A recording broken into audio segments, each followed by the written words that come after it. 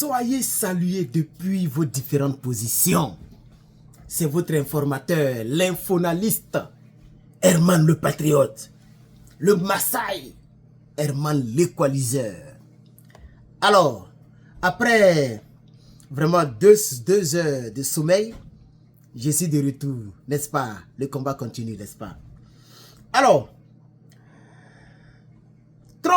le président Trump a dit que l'Iran et Israël ont conclu un cessez-le-feu immédiat. Oui.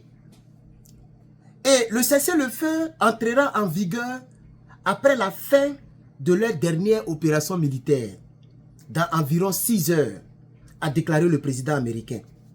Oui. Puisque Israël continuait de bamougou l'Iran. Et donc le président dit, l'Iran va accepter un cessez-le-feu entre lui ou elle, on dit une Iran, quelqu'un m'a dit qu'on dit une Iran, merci à la personne qui a commenté, j'ai lu vos commentaires, entre elle et Israël. Et il n'y aura plus de guerre, ni entre l'Iran et Israël, ni entre l'Iran et les États-Unis, tout va s'arrêter, chers camarades.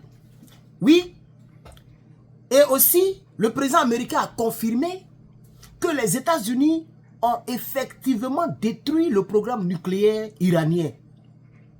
Parce qu'ils ont mené des enquêtes et ils ont constaté que les bunker busters, les 14 bunker busters qu'ils ont posés sur les deux bases, en réalité, c'est sur deux, comment on appelle ça, deux sites nucléaires qu'ils ont posé les bombes. C'est Natanz, si je ne me trompe pas, c'est Natanz, si je ne me trompe pas de nom, qui a reçu les missiles, les 30 missiles conventionnels pour détruire Natanz. Mais Fodor et puis Isfahan, voilà, les deux là ont reçu des bombes bunker busters. Donald Trump est venu parce qu'il a entendu plusieurs dire que, nous tous on dit non, c'est pas sûr qu'ils ont détruit. Donald Trump a confirmé que les sites iraniens nucléaires ont été détruits. Et comme ça a été détruit, c'est pourquoi lui, Donald Trump, il ne veut plus aller loin dans la guerre. Il laisse la réplique iranienne. C'est un seul missile qui a tapé quelque part. Est-ce que vous savez ça même?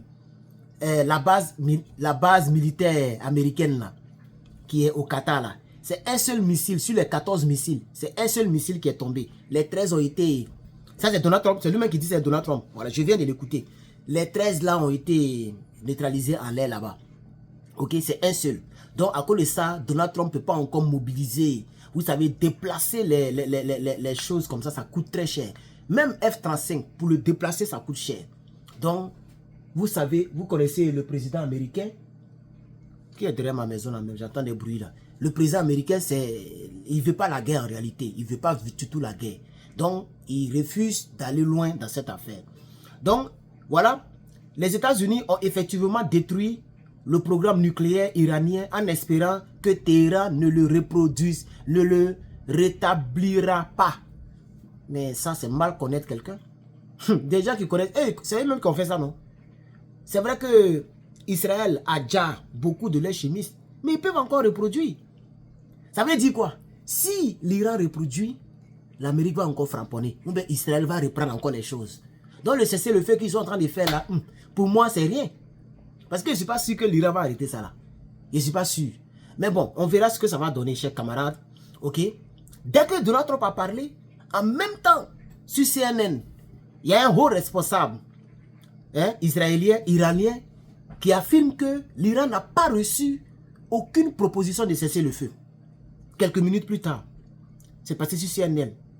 Et que l'Iran prévoit, dans les heures à venir, d'intensifier les frappes contre Israël. Parce que l'Iran n'a pas reçu les frappes. Pardon, les cessez-le-feu. En réalité, comment on appelle ça, l'appel n'était pas remonté à ce type-là.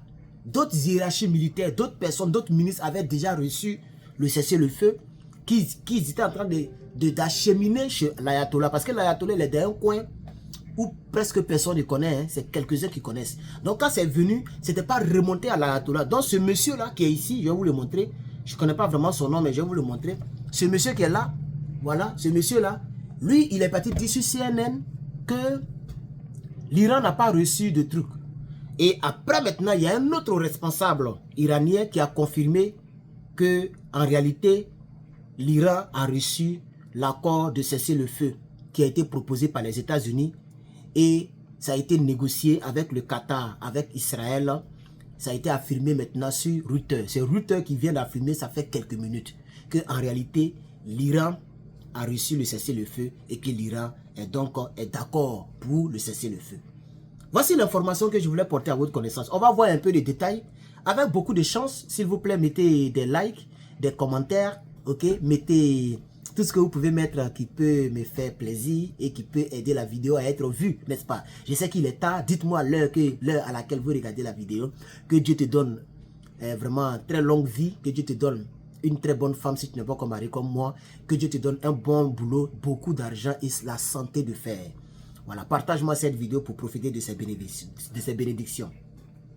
Oui, l'Iran a accepté un cessez-le-feu proposé par les États-Unis et négocié avec le Qatar et Israël. C'est Reuters qui a donné cette information, ok? Et l'information est vraiment sérieuse et elle est généralisée. Elle est généralisée, c'est-à-dire partout aux États-Unis, les gens en parlent. La confirmation a été faite par un responsable israélien, mais qui n'est pas officiellement qui n'est pas un officiel publiquement par le gouvernement actuel. C'est-à-dire, ce n'est pas quelqu'un qu'on connaît comme ça. Il est proche de l'ayatollah, mais on ne le connaît pas. Il n'est pas général. Il est, voilà, même il ne connaît pas son nom. Mais il a dit sur Reuters que vraiment l'accord a été accepté. Alors, que signifie cet accord? Pour le Qatar joue dans cet accord un rôle de médiateur. Le Qatar, lui, eux, ils sont toujours médiateurs, voilà, dans la région. Et le Qatar a décidé de négocier le cessez-le-feu entre Israël et l'Iran, ou entre Israël entre l'Iran et les États-Unis. Voilà, ok. Et les États-Unis sont à l'origine de la proposition. C'est le président Donald Trump et son cabinet, son staff, qui ont décidé de mettre bas à terre. C'est pourquoi Donald Trump a dit récemment il y a quelques heures que lui, il ne veut pas répondre. Ça n'a pas eu d'impact. C'est juste, voilà, donc les gens ne sont pas morts, il n'y a pas eu de mort, il n'y a pas eu de dégâts, il n'y a rien eu, donc lui, il va laisser comme ça. Ok, voilà, parce que lui, il veut vraiment aller à la paix. Moi, j'aime quand même Donald Trump, hein, malgré ça. Lui, souvent, il peut te blaguer, puis il te chicote. Mes abonnés ont fait plein de ses commentaires. Je l'avais là, dans le creux de la tête, mais je ne voulais pas dire ça. Sinon, ce que vous avez dit là, vous n'avez pas tort. C'est un monsieur, il parle et puis il passe à côté. Il a dit 2 semaines, mais en 2 jours, il a frappé. Vous voyez? Donc, l'Iran aurait donc accepté cette proposition selon ce responsable cité par Reuters. Quelles sont les conséquences possibles, positives ou négatives? Alors, positives, il y aura donc d'escalade militaire, des tensions militaires. La paix va venir dans la région, les vies seront sauvées et cela pourrait mettre fin ou au moins ralentir donc, les frappes entre l'Iran et Israël. Ok? Il y aura une pression diplomatique très forte, ça c'est sûr. Et cela va montrer que les puissances comme les États-Unis et le Qatar veulent éviter donc une guerre ouverte dans la région.